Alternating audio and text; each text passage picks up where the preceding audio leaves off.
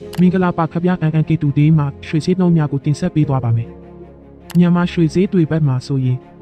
16ပဲရေကို1,114,596 ကျပ်15ပဲရေကို98,1,110 ကျပ်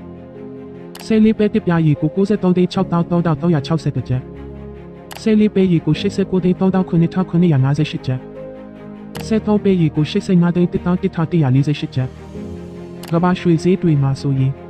14ကာရက်ကို$9,00017ကာရက်ကို$4,58417ကာရက်ကို$4,39618ကာရက်ကို$3,950ရွှေစည်းငွေစည်းဒေါ်လာစည်းတွေကိုနေ့သိနိုင်ဖို့ကျွန်တော်တို့ရဲ့ channel ကို follow ခဲ့ပါဦး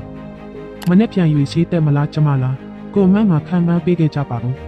ကြည့်ရှုပေးတဲ့အတွက်ကျေးဇူးတင်ပါတယ်ခင်ဗျာနောက်ဆုံးရသတင်းတွေအတွက်ကျွန်တော်တို့ရဲ့ Telegram channel နဲ့ website ကိုဝင်ရောက်ကြည့်ရှုနိုင်ပါတယ်ခင်ဗျာ